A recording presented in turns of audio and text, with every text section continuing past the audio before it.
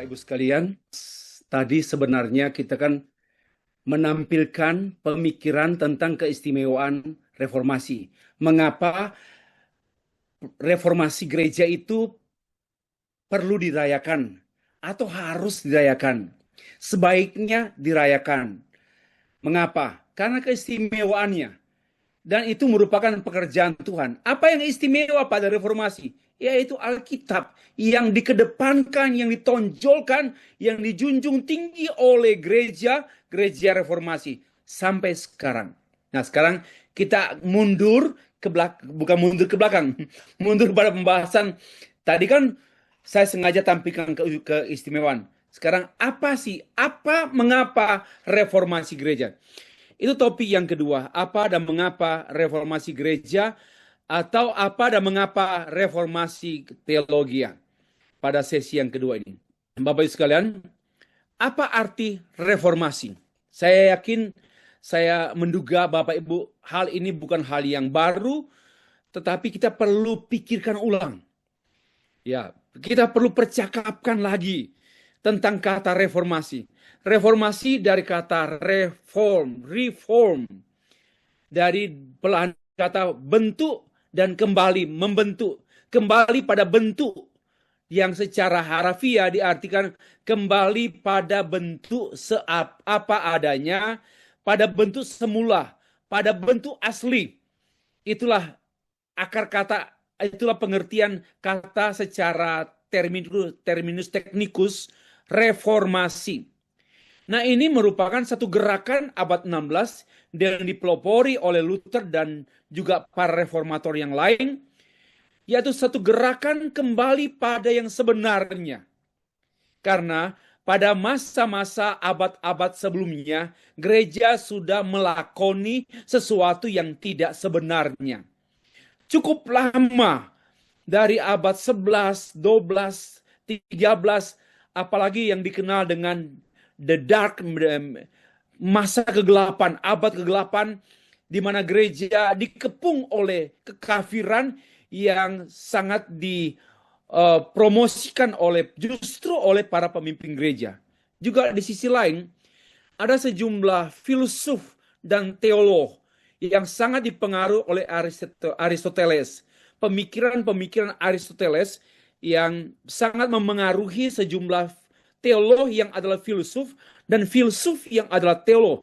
Biasanya pada abad-abad yang ke-5, 6, 7, 8, beberapa filsuf dan teolog itu menyatu padukan antara filsafat dan teologi. Karena itu mereka seringkali berteologi dengan filsafat dan berfilsafat dengan teologi. Sehingga mereka pun berupaya untuk mencari jawaban-jawaban teologis, pertanyaan-pertanyaan teologis, dicari jawabannya pada jawaban-jawaban filosofis. Karena itu, akhirnya pandangan gereja tentang teologi yang berasal dari Alkitab mengalami reduksi, kemerosotan, dan pelemahan. Itu karena pengaruh filsuf yang belajar teologi, teolog yang belajar filsuf, tetapi tidak bertolak dari jantung teologi, yaitu Alkitab. Nah, selanjutnya, karena gereja telah menjadi korup, menjadi rusak, menjadi no form. Dari tadi reform, reformation, lalu menjadi no formation. Tidak lagi ada bentuk formasi, bukan lagi bentuk yang dibentuk Tuhan. Tidak lagi dalam pengertian gereja yang dibangun Tuhan, gereja yang menjadi ide Tuhan, gereja yang menjadi gagasan Tuhan, gereja yang menjadi harapan Tuhan. Tuhan ciptakan, Tuhan dirikan gereja seperti pemikirannya, kehendak Dia, tapi kemudian ternyata menjadi bukan lagi dalam formnya Tuhan, sudah menjadi form manusia. Sudah tidak lagi formnya manusia Tuhan, tapi form manusia. Maka itu para reformator berusaha untuk mengembalikan form gereja, bentuk gereja melalui reformasi dengan menekankan, mengembalikan ajaran dan praktik hidup gereja yang bertolak dari Alkitab, diukur oleh Alkitab, dikontrol oleh Alkitab. Itu penting sekali. Alkitab menjadi segala-galanya bagi gereja. menjadi tolok ukur, titik tolak, menjadi bingkai, frame, menjadi pilar gereja, teologi gereja, pemikiran dan perilaku gereja. Alkitab menjadi acuan, Alkitab menjadi landasan, Alkitab menjadi tolok ukur, Alkitab menjadi energi gereja. Itulah yang kembali ditegaskan oleh para reformator. Dari situlah arti reformasi. Lebih jauh lagi, apa arti reformasi? Reformasi menurut saya satu panggilan dan pertobatan. Ya, itu tadi kan istilahnya itu reformasi secara terminus teknikus kata istilah reformation. Dan sekarang saya menjelaskan yang lebih lagi esensi reformasi. Reformasi adalah satu calling, satu panggilan, dan satu pertobatan. Demikian. Reformasi adalah panggilan Allah. Maka itu kita tidak mereformasi. Jangan salah. Ayo, yuk kita reformasi. Kita mau reformasi gereja. Salah kaprah, salah, nggak benar itu. Karena reformasi itu adalah panggilan Allah. Allah yang manggil, divine calling. Dan itu pun yang dialami oleh para reformator. Reformator tidak menggagas, tidak mempunyai ide, tidak berinisiatif untuk yuk kita reformasi. Enggak. Tapi Tuhan mereformasi Luther, Tuhan mereformasi Calvin, Tuhan mereformasi Zwingli, Tuhan mereformasi Bucer, Tuhan mereformasi Farel, Tuhan mereformasi para reformator. Diubah dulu, dibuat sangat taat setia pada Alkitab. Itu pengalaman, dan itu bagi saya pengalaman ilahi.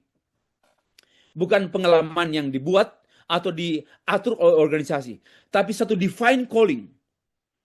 Ya, kalau Bapak Ibu merasa ada desakan, ada pergumulan, nggak suka melihat penyimpangan, nggak suka dengar ajaran-ajaran menyimpang, nggak suka gereja kacau balau, gereja duniawi, besar tapi duniawi, seperti Menara Babel. Kalau Bapak Ibu merasa gelisah, maybe ya saudara sedang dipanggil Tuhan untuk bereformasi, untuk menjadi alat reformasi Tuhan. Ya, karena itu pun kesaksian kaum reform. Mereka mengalami kegelisahan karena kebenaran. Mereka berhutang pada kebenaran. Mereka sungguh-sungguh hancur karena kebenaran. Mereka sungguh-sungguh dipulihkan oleh kebenaran. Itulah yang namanya divine calling. Lalu, reformasi juga adalah pertobatan pemikiran. Perubahan cara pikir. Martin Luther berubah cara pikir. Calvin berubah cara pikir. Jadi bukan hanya tahu teologi, tapi nggak berubah cara pikir. Luther mengalami perubahan cara pikir.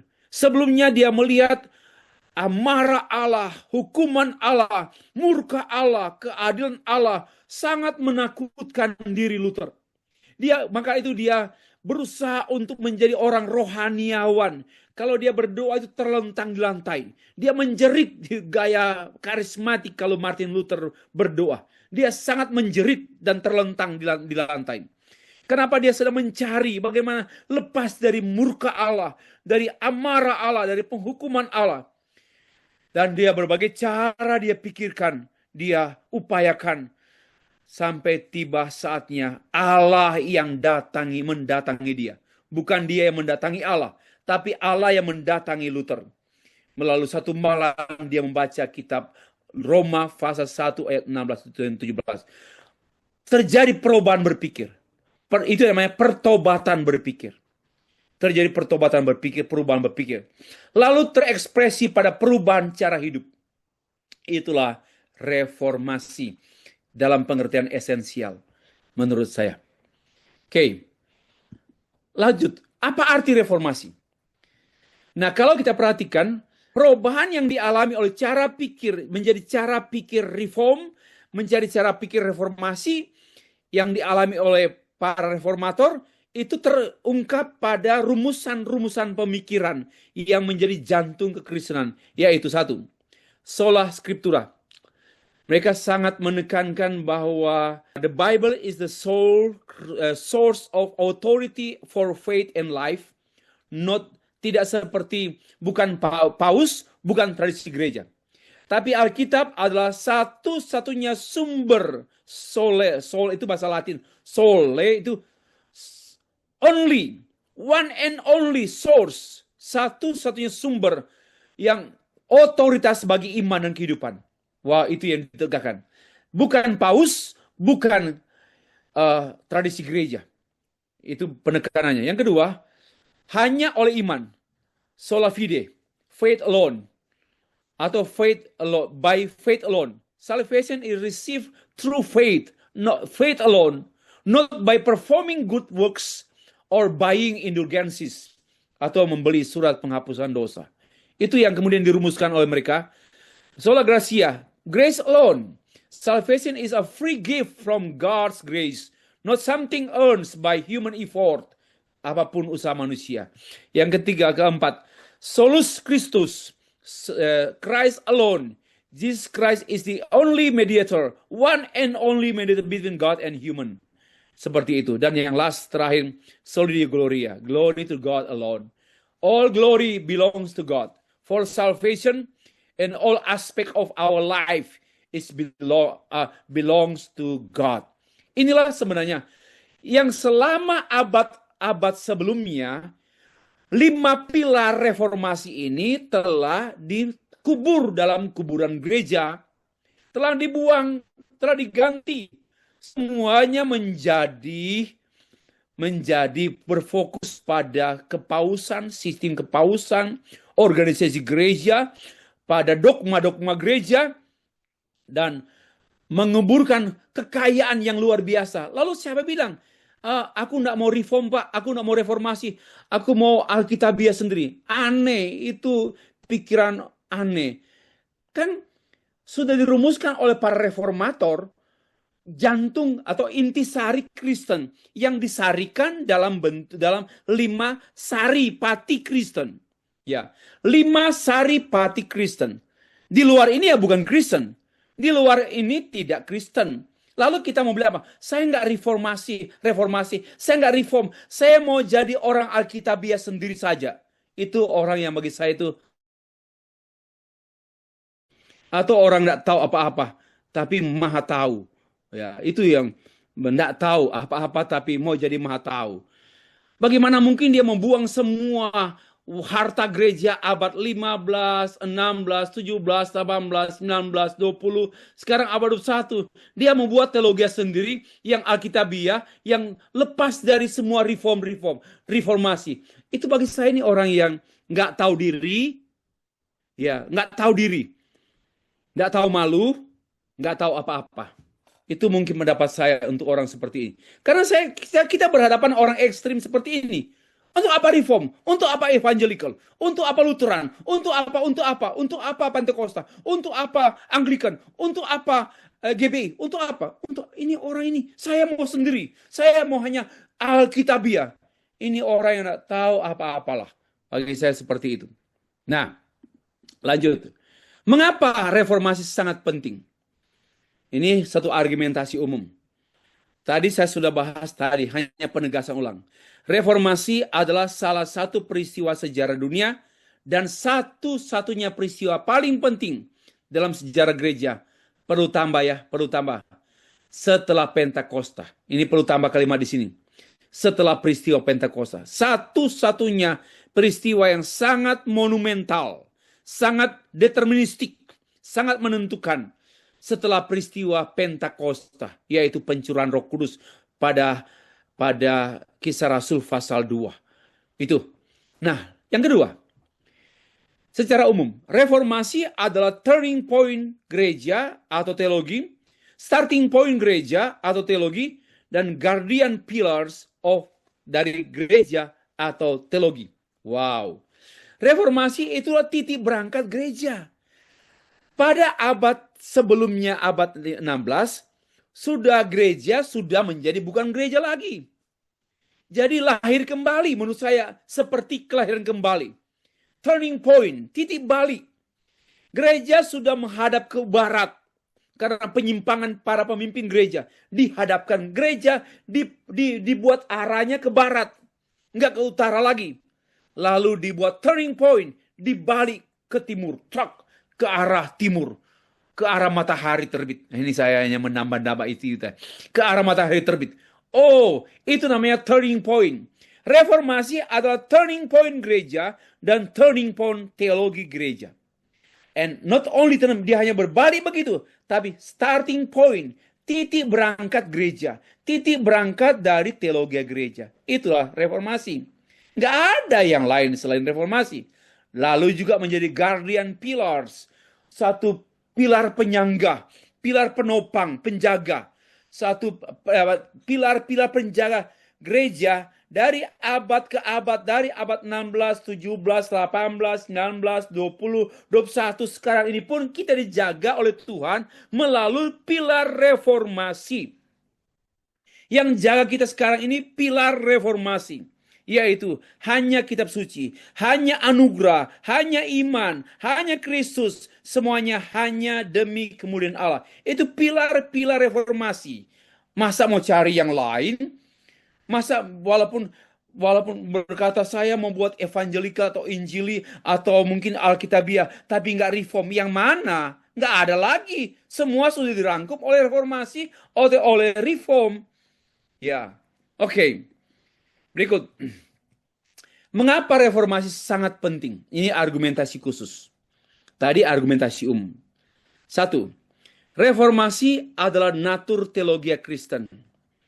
Ya, reformasi itu natur teologi Kristen. Maka itu membuat teologi sendiri tanpa reformasi. Pertama, aneh. Kedua, aneh. Ketiga, aneh. Karena tidak mungkin dia membuat sesuatu yang sudah ada, yang dirangkum oleh para reformator dari Alkitab. Jadi, teologi para reformator, teologi reformasi dan reform itu merangkum intisari seluruh Alkitab yang menjadi intisari. Saripatinya Alkitab itu ada pada rangkuman berpikir summary of Reformed thought. Jadi mau apa lagi yang lain? Udah rendah hati sajalah. Enggak usah sombong. Saya mau Alkitabiah, enggak mau reform. Kok tinggi hati kau? Tinggi hati orang seperti itu. Dan yang kedua, sombong banget nak menghargai sejarah. Sejarah Tuhan. Sejarah Tuhan melalui gereja. Kenapa sih tidak menjadi humble untuk mengakui, oke, walaupun saya tidak menyebut-nyebut reform, tapi saya mengakui pikiran saya ini adalah sumbangan, adalah dari Tuhan, sumbang melalui alat Tuhan, yaitu para reformator. Be humble please. Seperti itu. Yang kedua, ya saya tadi menekankan natur, the nature, hakikat teologi Kristen, ya reformasi. Kalau nggak reformasi ya bukan teologi Kristen. Dengar baik-baik. Hakikat teologi Kristen, dia itu harus reformasi. Kalau nggak reformasi, ya bukan teologi Kristen. Teologia Kristen. Mungkin teologia Kristen. Ya seperti itu. Karena intisari seluruh teologi Alkitab, teologi Kristen, ya itu sudah dibuat intisari oleh para reformator, oleh para teolog. Kita harus apresiasi itu. Seperti ungkapan terima kasih pada Tuhan. 2. Reformasi seperti pembuluh darah. Ini my idea. Reformasi itu seperti pembuluh darah. Waktu kan kalau pembuluh darahnya tersumbat, itu pasti stroke. Dan banyak gereja stroke karena pembuluh darahnya tersumbat. Ya, pembuluh darah itu harus lancar, seperti Dr. Eliezer, semua pembuluh darahnya lancar. Maka itu dalam usia lebih tua dari saya, tapi lebih cemerlang dari saya. Ya, dan lebih sehat dari saya. Kenapa? Karena pembuluh darah teologianya itu terbuka semua. Tapi kalau pembuluh darahnya, sola scripturanya tersumbat, sola fidenya tersumbat, sola Kristonya tersumbat, sola gratianya tersumbat, soli deo gloria tersumbat, akhirnya meledak sendiri karena tersumbat semua. Stroke. Jadi itu analogi saya. Reformasi itu membuka pembuluh darah. Ya, tersumbatnya pembuluh darah dan memang kalau tersumbat ya akibatnya serangan jantung fatal gereja. Bagi saya secara organisasi gereja ya tutuplah, gereja hilang, dan banyak di negara dunia ini gerejanya hilang secara organisasi, tutup. Ya, kenapa? Karena stroke. Kenapa stroke? Pembuluh darah tersumbat oleh sumbatan-sumbatan teologi liberal, kemudian sumbatan-sumbatan daripada spirit saman, sekularisme, isme-isme yang lain, termasuk juga praktek-praktek animisme yang tumbuh dalam gereja juga. Ya itu bagi saya itu reformasi membuka sumbatan-sumbatan pembuluh darah supaya gereja kembali bernafas dan kembali beraktivitas, tidak menjadi lumpuh. Waktu tahun 2015 saya tanya pada Pak Yosef Tong, Pak Tong, please give me short response, short statement. What do you think about the church condition today?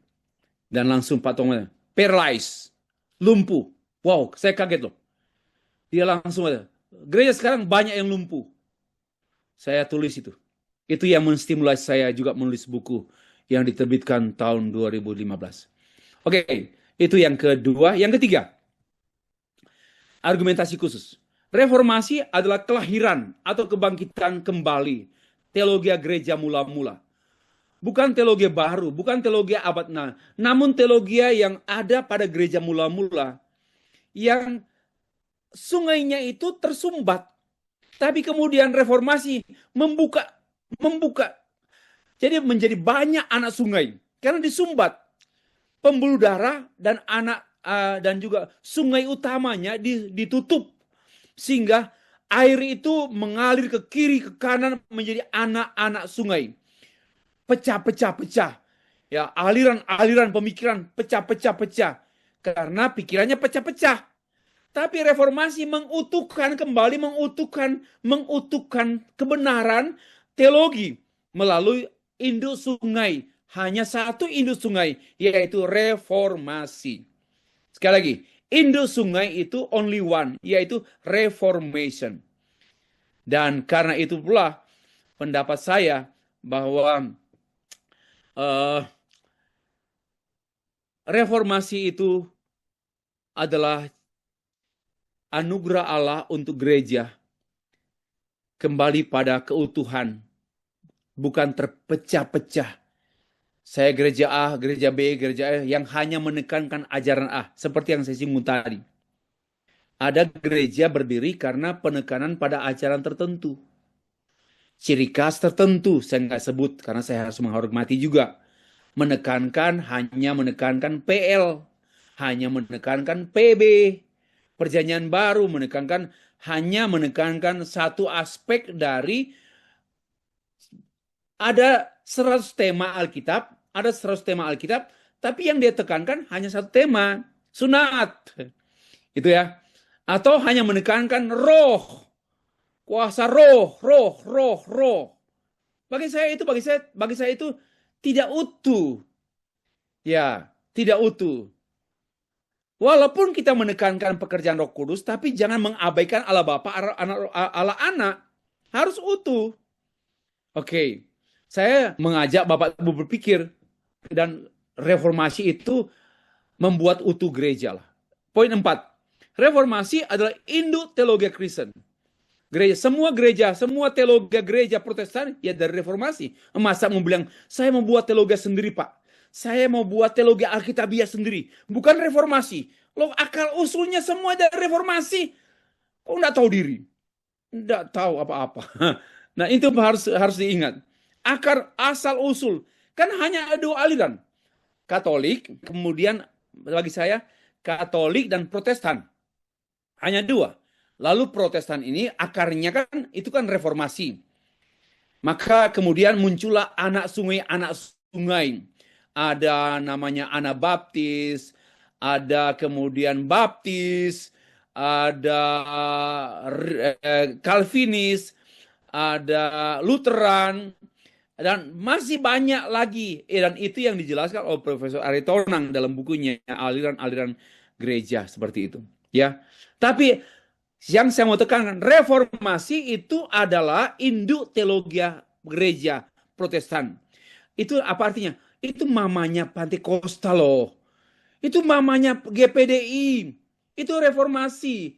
Itu papanya GBI itu reformasi, jangan lupa.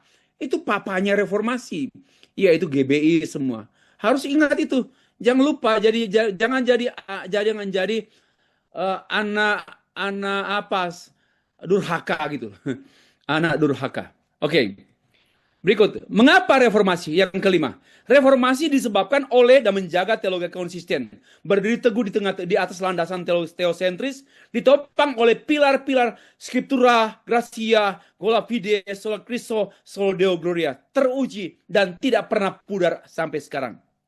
Karena itu, saya bersyukur Tuhan memegang tangan saya untuk memegang pegangan reformasi. Wow. Keenam, reformasi adalah induk teologi gereja semua. Sudah ya. Itu sudah yang keenam. Sekarang, mengapa? Saya boleh membuat satu mata rantai. Ini pikiran saya. Ini bahasa saya. Mengapa reformasi sangat penting? Satu, berasal dari ide Allah, pikiran Allah.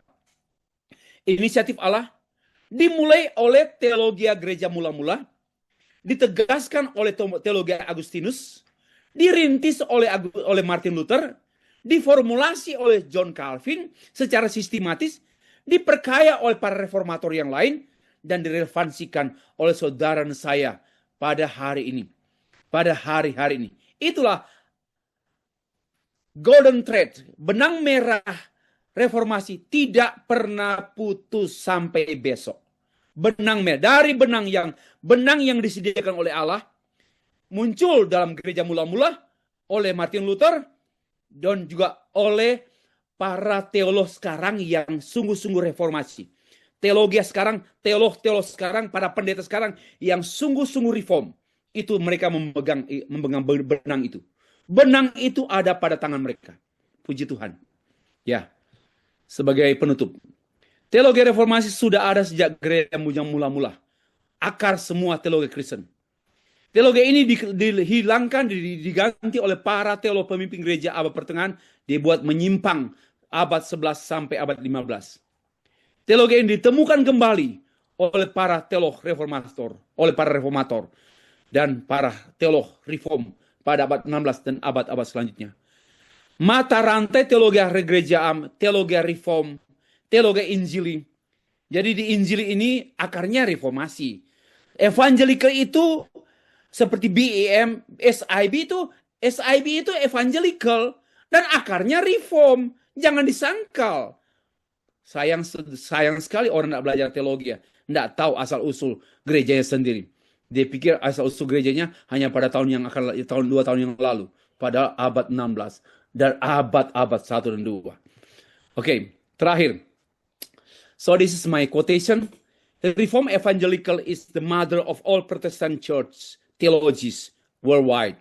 Jadi reform Injili adalah ibu induk dari semua gereja Protestan, teologi gereja Protestan sedunia. Karena itu, semua gereja Protestan, all Protestant churches ya, denomination, all Protestant church denomination, including Pentecostal, and even Neo-Pentecostal churches, harus mengandung, contain Reform Evangelical Theology. Maka itu saya katakan, di GBI sekarang ini, pendetanya ada tamatan dari gereja-gereja, dari STT Reform. Oh, luar biasa. Itu pasti berbeda. Ya, ada juga saya mengajar di program S2, S3 juga ada tamatan S3 jadi pendeta di GPDI. Dan sangat kuat reform. Walaupun dia gereja Pentakosta. Dan puji Tuhan, itulah sebenarnya bagaimana penetrasi reform ini tidak pada merek-merek gereja. Tapi pada alur pikir Allah menjadi benang merah yang intinya Injil Yesus Kristus. Oke, demikianlah selesai sesi kedua sih. Terpujilah Tuhan. Terima kasih.